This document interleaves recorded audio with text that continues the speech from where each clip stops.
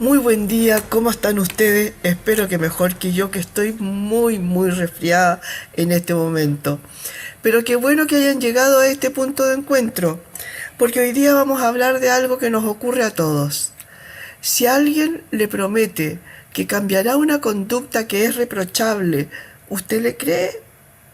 El marido golpeador que propone cambiar, que dice que promete este mundo y el otro, que no sabe lo que le pasó, que nunca más. ¿Usted le cree? Si le prometen una buena inversión, ¿usted aprovecha la ocasión? Nos convencemos de que una situación no es tan mala o que la otra persona cambiará, adaptando la realidad a nuestra conveniencia para salvaguardar el equilibrio emocional. ¿Por qué mantenemos viva la esperanza del cambio? ¿Por qué nos dejamos engañar? Vamos a conversar hoy día con nuestra ya vieja amiga Adela Urra, licenciada en Psicología Clínica, sobre este tema. ¿Cómo estás tú? Muchas gracias por recibirnos. Buen día. Buen día, Miriam, un gusto estar contigo en tu programa. Muchas gracias. Oye, Adelita, a ver, partamos. Yo dije una serie de interrogantes al principio, como esto de que no, con mi amor va a cambiar en una, por ejemplo, en una relación sentimental, o el hecho de que nos prometen algo y nosotros queremos creer que es verdad. Cuéntame un poquito qué pasa con esto, por qué nos dejamos engañar. Bueno, como experiencia humana, todos vamos a tener experiencias así de desamor, de engaños, ¿verdad? Pero al correr el tiempo se espera que nuestro discernimiento también pueda pulirse sin caer siempre en una actitud autodefensiva. ¿Por qué? Porque la ingenuidad es distinto a la inocencia. Una persona inocente es la persona que vuelve a creer, pero es consciente de que en el mundo existe el mal, que hay personas que pueden hacer daño. Sin embargo, no pierde esa chispa, Miriam, de volver a poner fe, de poner luz en una relación, en algún proyecto. Por el contrario, la ingenuidad es teniendo todas las pruebas, así todos nos dejamos engañar. Es como voluntariamente, de forma inconsciente, como tú decías, prefiero no ver la realidad porque es más doloroso, prefiero maquillar esta realidad, aunque tengo toda la información que por ahí no va. Ujú. Oye, pero como dices tú, tengo toda la información de que por ahí no va. Pero, ¿cómo sabemos en realidad? Buscamos la información. En realidad nuestro cerebro, como dices tú, prefiere la comodidad de la certeza antes que el esfuerzo y la incomodidad que genera la duda. Cuéntame esta capacidad, digamos, de la mente humana que busca ahorrar energía y se protege emocionalmente. ¿Cómo eso nos hace más vulnerables entonces? Sí, es muy cierto lo que dices, Miriam, porque la mente prefiere tomar lo más seguro, comillas, para ahorrarme el otro camino, el retroceder o el negarme. Sin embargo, Miriam, pueden ser desde el psicoanálisis mecanismos de defensa, que puede ser la negación, la idealización. Mi pareja, bueno, es mal genio, me trata mal, pero igual me quiere. También la negación, ¿verdad? Conocí el caso de una señora que la cuñada había sorprendido a su marido con la amante, le tomó una fotografía con el celular, llega, le muestra a la víctima, en este caso, la foto, y la señora, en vez de creer, ¿verdad? Dijo, no, ese no es, no es mi marido, teniendo toda la prueba en su cara. Son mecanismos de defensa que a veces hacen que nuestra necesidad de ser aceptados, amados, nos ciegue, y es más fácil, como dices, de no perder esa relación, aunque me está haciendo mal, pero quizás el perderla me sentiría vulnerable, más abandonado, por ejemplo. Oye, pero eso obviamente no es consciente, ¿verdad? ¿O sí lo es de alguna manera? Muchas veces no son conscientes esos mecanismos de defensa, Miriam. Tienen que ver también con nuestra crianza. Quizás si tuvimos una familia contradictoria en donde los vínculos emocionales eran confusos, donde quizás existía la mentira maquillada o los secretos familiares, nos va a costar un poco más poder ver esas realidades afuera. O quizás, Miriam, si tuvimos padres sobreprotectores en donde nos sacaban todo tipo de ansiedad, nos resolvían los problemas, quizás no vamos a estar equipados para poder ver todas las aristas frente a un desafío o a una decisión. Como dices, Miriam, es más inconsciente. Muchas veces se debe a nuestra biografía. También hay trastornos de la personalidad en que quizás podemos ser más vulnerables, por ejemplo, un trastorno dependiente de la personalidad. La persona con ese trastorno vuelve a repetir patrones, vuelve a caer con los mismos tipos de pareja, por ejemplo, narcisistas, abusadoras, y no es capaz de poder salvar su integridad. Ya, perfecto. Oye, tú me hablas ahí siempre de relaciones, llamémosles amorosas, ¿no? Sentimentales, de alguna manera. Eh, la convivencia humana se basa en la presunción de la honestidad. Yo siempre creo que la otra persona es honesta o es de alguna manera un reflejo de cómo podría ser yo. Exactamente. Todos esperamos algo en una relación humana, ya sea de pareja, amistad, de trabajo.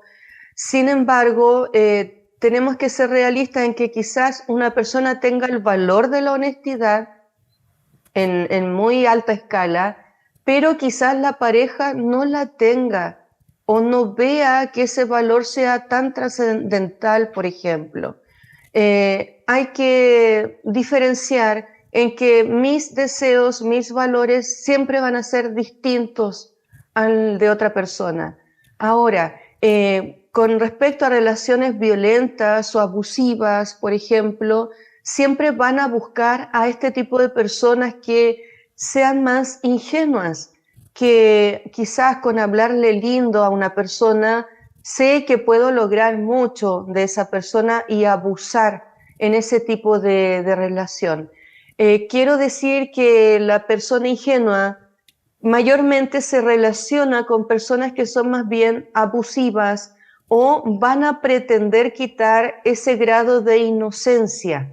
Esto resulta peligroso, Miriam, porque podemos perder la ingenuidad, sí, pero ojalá no perdamos la inocencia.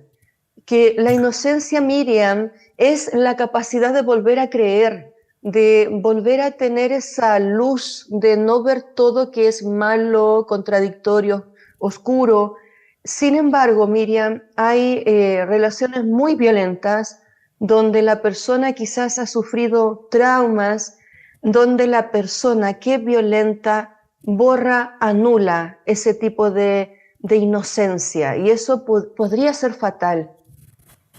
Oye, esa diferencia, ¿podríamos poner algún tipo de ejemplo más, digamos, sobre la diferencia entre para darnos cuenta de qué se trata el tema de la inocencia realmente?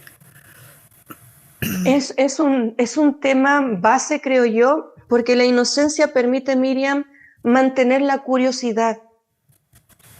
Por ejemplo, mantengo la inocencia a pesar quizás de las vivencias y eso me va a permitir conocerte, entablar una conversación contigo,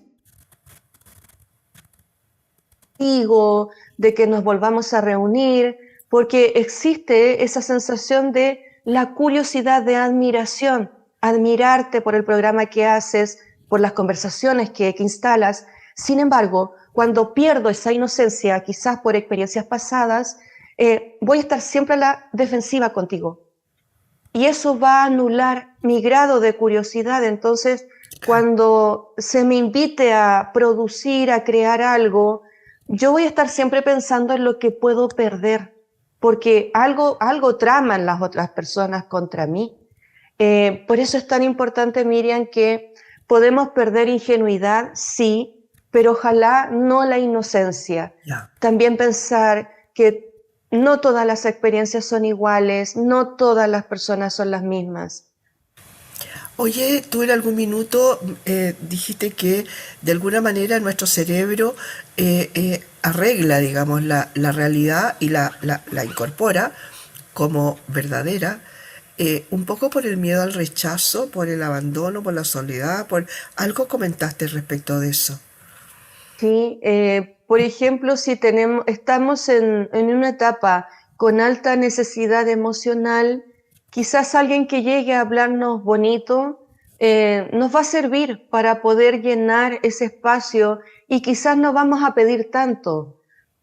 Vamos simplemente a guiarnos por lo que la persona nos hace sentir sin quizás verificar qué tan real es esto.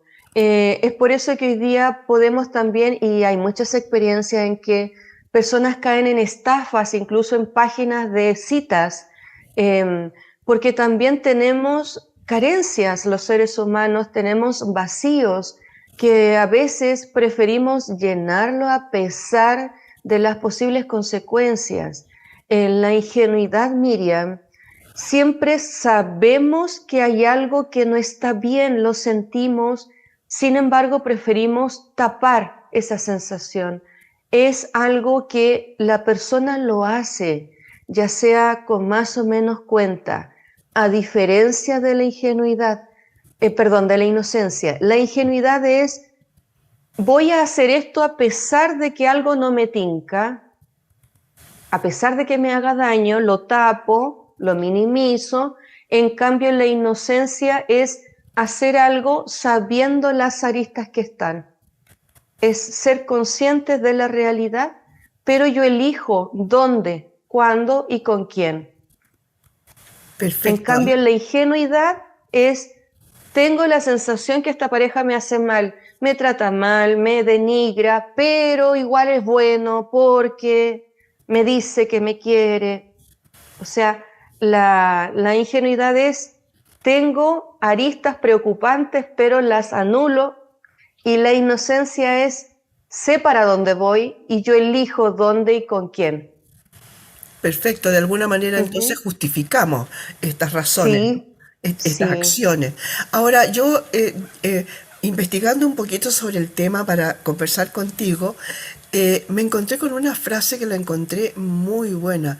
Dice, juzga a las personas por sus acciones recurrentes, no por sus palabras de arrepentimiento. Las promesas sin cambio de conducta son solo manipulación. ¿Es verdad? Es muy cierto, lamentablemente, Miriam. La conducta siempre va a decir más. La palabra es más fácil utilizarla. Eh, sí, de seguro voy a serte fiel hasta el día de mi muerte, ¿no? No sabemos si eso se va a cumplir. Es más bien cada acto, lo que la persona está haciendo por una relación, por un proyecto. Sin embargo, también hay que tolerar a veces el fracaso. El fracaso muchas veces, Miriam, no es terminar una relación. Puede ser hasta un éxito hacerlo.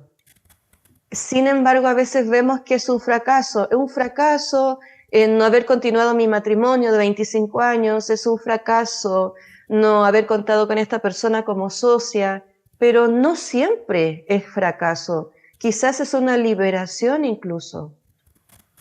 Perfecto. Ujú. Oye, vámonos para que no se nos vaya el tiempo, solamente, bueno, a pesar de que quizás es lo más importante, ¿no? El tema de las relaciones personales. Pero vamos al tema, tú algo lo tocaste por ahí, el tema de las estafas financieras, ya sea digitales o en estas páginas de citas, ¿no? En el que se usan mucho y donde hay una manipulación grave, digamos, respecto de las personas. Siempre en las noticias escuchamos por ahí y la gente dice, pero ¿cómo se dejaron engañar? En realidad, eh, el estafador, derechamente, eh, ¿ataca la inteligencia de la persona o ataca las emociones básicas? Creo que ataca las emociones. ¿Por qué? Porque una persona puede ser muy inteligente y aún así ser engañada en cualquier aspecto. La persona que va a violentar va a perder ese grado de confianza a través de una estafa, de un engaño. Analiza también a la víctima. Hace un juego mental de comunicación, de persuasión, de manipulación. No es que simplemente llegue con fírmame este contrato, ¿no? Hace un juego primero y analiza las necesidades emocionales. Quizás la otra persona estaba en un estado en que necesitaba seguridad, necesitaba confiar y yo le vendo esa seguridad. Entonces, no es algo que se haga de manera por casualidad. Hay un estudio previo en la mente de la persona que va a violentar ese acuerdo o esa confianza. Perfecto. A ver, ahí en algún otro momento vamos a tener que conversar seguramente de esto que dices tú, de esta persona que se dedicó a estudiar previamente todos los mecanismos de engaño, ¿no? Como para llegar a una persona que por alguna razón esté vulnerable en ese momento, ¿no es cierto? Puede ser que, no sé, uno tenga el filtro crítico apagado, ¿no? ¿Cuáles son estos mecanismos del engaño? Porque hemos visto que personas conocidas incluso han sido víctimas de estos engaños y han perdido mucho dinero por traspasarle a esa persona los poderes, digamos, para traspasarle plata derechamente. Exactamente. Tenemos que pensar, Miriam, que todos los seres humanos vamos a causar en algún momento un tipo de daño, ya sea consciente o no, pero hay otros tipos de daños que sobrepasan la moral, ¿verdad? Que sobrepasan la ética. Siempre tenemos que reconocer que la persona que va a violentar, Miriam, ya sea con una estafa, con un engaño X, no lo hace de forma casual ni aleatoria. Elige el momento, la persona, elige qué le voy a vender, qué frases voy a utilizar. Me acuerdo, Miriam, de una chica que me contaba que en la calle una gitana se la había acercado y la gitana le dijo, tú estás preocupada por el asunto laboral y de dinero. Y la chica le dice sí, y le empieza a contar, esta chica se pone a llorar. Le dice, sí, la verdad es que tengo muchos problemas con dinero, estoy preocupada, que esto, que lo otro. La gitana le dice, bueno, yo sé que andas con un billetito en tu cartera, pásamelo, yo voy a multiplicar tu billete. Cuando llegues a tu casa, vas a recibir un llamado y esa platita se va a multiplicar, vas a recibir una muy buena noticia. La chica llega a su casa esperando, ¿no?, ese llamado, y a los días le cuenta a su mamá y la mamá le dice, pero ¿cómo es posible que hayas creído? Y de ahí vemos que la gitana también saca un aspecto emocional de la niña en una situación de vulnerabilidad y preocupación, en donde la chica quería escuchar, sentir que podía tener seguridad en algún aspecto. Y la gitana en este caso llena esa carencia, ese espacio, le traspasa, tu necesidad va a estar cubierta, ¿no? Ese es el juego, claro. Perfecto. Oye, podríamos hablar en los últimos minutos, a pesar de que quiero hacerte otra pregunta antes, pero ¿cómo evitar este engaño? ¿Qué puede hacer una persona que de repente le llegaron estas ofertas, digamos, o directamente se entró guiada por alguna razón? Me acuerdo, por ejemplo, de un caso muy mediático que hubo hace muy poco con una actriz nacional que entregó mucho dinero a sus estafadores. Una persona que estaba en ese momento a lo mejor muy vulnerable psicológicamente. ¿Qué razones le podríamos dar a una persona? ¿Qué ideas le podríamos dar a una persona que se encuentra ante esto? ¿Cómo evitar esto? ¿Qué regla poder aplicar? Muchas veces, Miriam, negamos esa vocecita interna de que cuando hemos dicho algo me decía que no tenía que confiar en ella o en él, por ejemplo. Sin embargo, empezamos con argumentar, con decir no, son ideas mías. Y sabes, Miriam, la intuición no es esoterismo. Desde la neurociencia hay una parte cerebral que se llama ínsula. Y eso hace, Miriam, que tú sientas todas las reacciones de tu cuerpo cuando estás frente a una situación, a una persona, y es un aviso que te está diciendo confía o alerta, cuidado acá. Sin embargo, Miriam, muchas veces apagamos ese diálogo interno, hacemos más caso a los estímulos de afuera y pocas veces conversamos con la almohada, ¿no? Era una frase antigua que se usaba mucho, que es tan necesario, Miriam, porque uno tiene que conectarse y decir, a ver, ¿qué siento de este proyecto, de esta relación? ¿Cuáles son las alarmas que estoy sintiendo? Y también, Miriam, poder revisar nuestras historias porque quizás por alguna vulneración mayor, grave o un trauma, podemos también quedar hipervigilantes y no confiar en nada ni en nadie. Entonces aquí la clave está poder trabajarnos día a día para tener más discernimiento en un punto medio.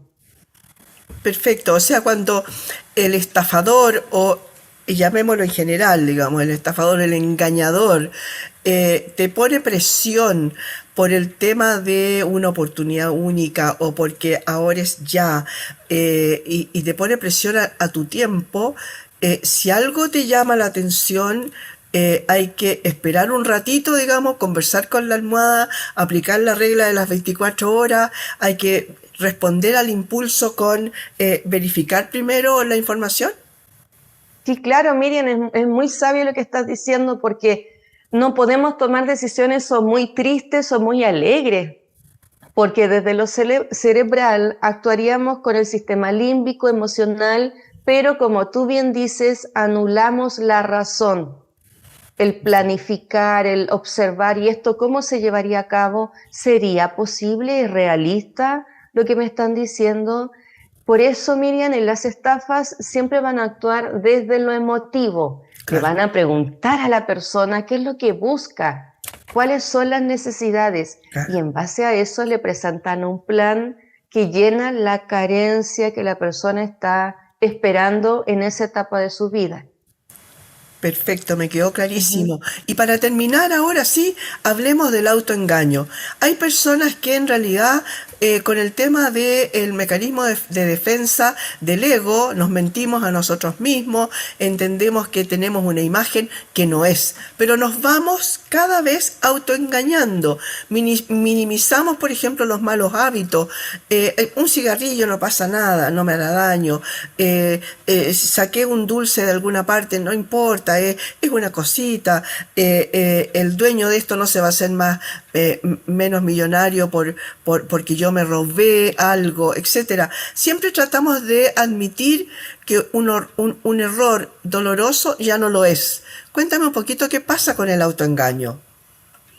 Bueno, también puede pasar como un mecanismo de defensa porque el cambio a veces nos incomoda, ¿no? Que tener que cambiar, tenemos que cambiar también un sistema de creencias, de valores, un sistema de hábitos y siempre hay una recompensa a pesar de todo. Cuando nos autoengañamos hay una recompensa de comodidad. Hay una canción, Miriam, ¿te acuerdas tú de José José, el cantante? Soy así, así nací y así me moriré, ¿no?